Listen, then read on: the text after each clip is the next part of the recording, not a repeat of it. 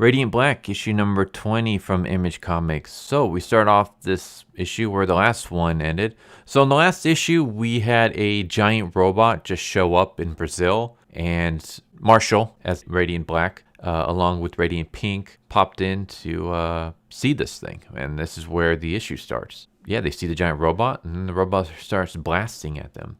And they start trying to come up with ideas on how to destroy this robot. One of the ideas is while it's shooting at Marshall, he asked for a portal in front of him. So he goes through the portal, and then the bullets fall through the portal with him. And then the portal appears right in front of the robot so that the bullets hit it. But it doesn't do anything. So its own bullets isn't damaging it. Radiant Pink eventually creates a bunch of tiny portals under the robot until she puts so many tiny portals that it turns into a giant portal, and she ends up portaling it into the ocean. And then we get a scene with Radiant Yellow where he is going through all the different possible futures that can happen, and he's trying to piece it together so he can come up with a way to prevent his world from being destroyed.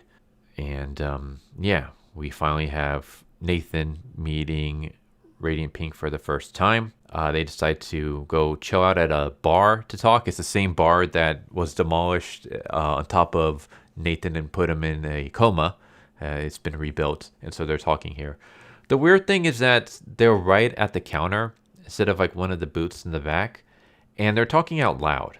So it very much reminds me of something Ryuji would do in Persona 5, where they're just talking about their secret identities out loud right next to people. And even later in the conversation, there's a bunch of exclamation marks. So they're yelling at each other, basically. They're raising their voices.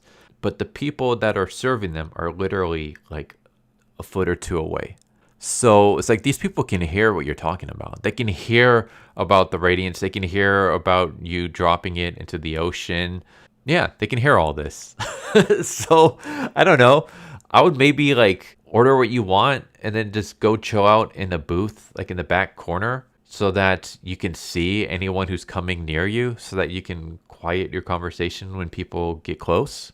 But no, they're just talking right out loud, right next to random strangers. So that was interesting.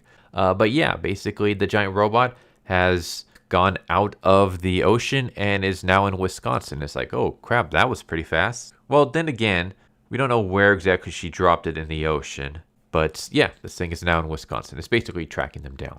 So they portal to Wisconsin, and Marshall gets first dibs on the Radiant because Nathan says he's better in control when it comes to the powers. And so they start fighting this thing, and nothing they do is working. And eventually Marshall comes up with the idea hey, we should go fight somewhere where we won't cause a lot of destruction, a lot of damage. So she portals all three of them and the robots to Iowa in the middle of a giant cornfield. And I'm just thinking to myself, you wanted to go somewhere where you won't do any damage, and now you portal into a cornfield where you're going to be destroying a lot of crops. How do you think that farmer is going to feel? This is his livelihood. This is how you don't know if he has a wife or kids. What if he has a wife and a kid? What if the kid's sick and he has to he's really relying on these crops to make sure his kid gets the medicine and the care that the kid needs. And now you're just over here destroying it. I know I'm really nitpicking and stuff, but I'm just kind of these are the little things. You think just because it's a giant crop field, oh, it's no big deal if we destroy all this, but it's those crops are used to give this guy his livelihood, the farmer. Not to mention those crops are used to feed people. Portal them into a desert or something. I don't know. But yeah, they start fighting this robot, and then eventually they realize that we're not able to do anything to it. So Radiant Pink comes up with an idea where she portals to Saitomi's jail cell and gets Saitomi involved to help them out. I'm going to stop it there. I don't want to spoil everything else. I guess I will spoil one little thing. And it's the thing I've been complaining about for the longest time. The pacing. The pacing of this series is really, really bad. Things are going too fast at certain points and things are going too slow at other points. And there's no in between. There's no perfect pacing. Everything either happens way too fast or everything happens way too slow. So, for example, we get this giant robot that was just introduced in the very last panel of the previous issue.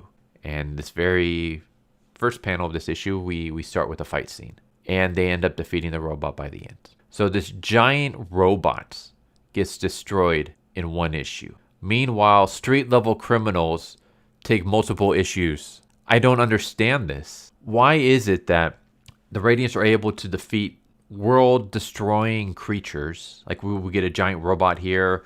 We get the, I don't even remember his name, the saber-wielding dude that they all team up against for the first time to fight.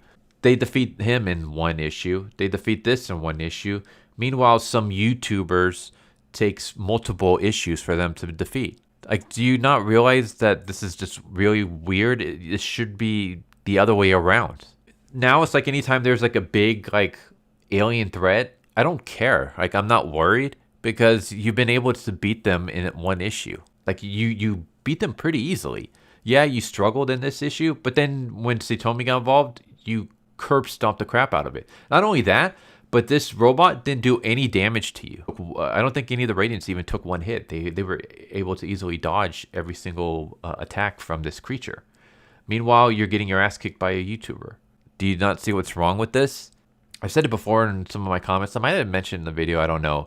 But what I would have done is I would have started the series with, you know, them getting the power and then them struggling. I guess I would have had it with Marshall. Marshall seems like the more interesting character, but whatever. Say Nathan or Marshall. One of them gets the powers. Have them struggling to learn their powers, and then once they're finally starting to get a little bit of a hang of it, then that's when you introduce some street level criminals, and then the street level criminals throw like a wrench in the progress. They're like, oh, I just thought I was getting used to my powers, but now that I actually have to use them in battle and combat, I was completely wrong. I'm not really ready for this yet. And so you gotta, you know, they gotta learn not just to use their powers, but how to use them to fight without killing or causing huge destruction or whatever. But yeah, have the street level criminals and stuff, and then introduce once they are adept at beating the street level criminals, then you start introducing the alien threats, and then maybe they get their ass kicked by the alien threat, and then that's when they realize, oh, there's actually more Radiants than just me. And then you can introduce the Radiants one by one instead of all at once. You can introduce them one by one so that you can focus on that one specific new Radiance, build up their character, their personality, what their backstory is, and then, you know, they team up and they beat the alien threat. And then a bigger alien threat comes and the two of them aren't able to beat that. And then another Radiant shows up. And you kind of get this formula going as you introduce more Radiants, you introduce stronger enemies. But instead, you introduced all the Radiants at once. You had them curb stomp an alien threat. Then they all just kind of dipped out and went their own separate ways. Instead of, I don't know, maybe staying together, trying to figure out why they have these powers, where the powers came from, what they're supposed to do with these powers, if there might be more alien threats that they have to worry about. Instead, they all just kind of dip out and, yeah, they go their separate ways and struggle against street-level criminals. I mean, in Radiant Black was struggling against street-level criminals, against YouTubers and stuff. Satomi in her Radiant Red issue was kind of struggling to take out street-level criminals. I don't know about Radiant Pink. Well, I guess we'll see what's going to happen in her miniseries. But yeah, they're struggling to take on these street-level criminals. Then a giant alien threat shows up, and they curb stomp it in one issue. And it's just kind of like, why is it that the humans are way more of a threat than these giant alien unknown creatures? It just doesn't make much sense to me. Also, I don't really care for the alien designs because they all kind of look the same. A lot of the enemies just look really similar. So it's just like, meh. Even the humans. I kept getting, what's his name? Sitch and Switch? Whatever. There's like two of them that have the green hoodie outfit. They look exactly the same. So yeah, maybe have some better designs for that would be nice. Also, I kind of would have liked if Radiant Black, when it switches between Nathan and Marshall, we got a little bit of a difference. Maybe like invert the colors or something. Like when Marshall is Radiant Black, the parts that were black are now whites. The parts that were whites for Nathan are now black, something like that. Or maybe whenever Radiant Black is Marshall, it has the cape. And whenever it doesn't have the cape, it's Nathan. Because Nathan never had a cape. Marshall was the one that brought the cape on when he fought Satomi. So maybe whenever Marshall has the powers, he has the cape on. Whenever Nathan has the powers, he's capeless. That way we, the readers, can easily distinguish, all right, who's the Radiant now? Is it Marshall? Is it Nathan? I mean, I'm not saying I got lost or anything like that because we saw when they switched and tagged out. I'm just saying like for future events, it might just be a lot easier if you just have some kind of distinguishing mark between Radiant Black Marshall and Radiant Black Nathan. But yeah, other than that, like it was a fine issue. It wasn't a terrible issue. It wasn't a great issue. It was okay. Those are just the problems I've had with it. The pacing has still been off. It's been off since issue 1 and it hasn't improved in any way. Things that should be slower are way too fast and take only one issue to deal with. Things that should be faster are way too slow and take multiple issues to deal with. There's also the whole, like, you set up the world-ending threat way back in the beginning of the series with the saber-wielding dude. You had the robot that was talking to Nathan and Marshall mentioned about these world-ending threats from space. And now we're 20 issues in, and we still haven't really gotten them yet. We just got the one giant robot, but they easily curb stomped that. So I don't think that's the threat that the good robot was talking about. So yeah, it's like you introduce things and then you just really stall before you do anything with them. And then you'll have issues where it's like you curb stomp a giant enemy threat in one issue. It's just, the pacing is just crazy. I really wish they would fix that. But yeah, there you go. I'm just kind of rambling at the moment. But there's Radiant Black issue number 20 from Image Comics.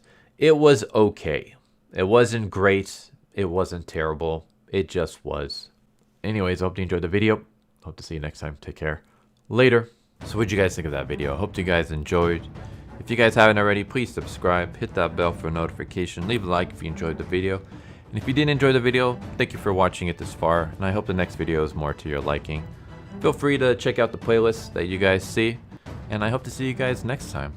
Later.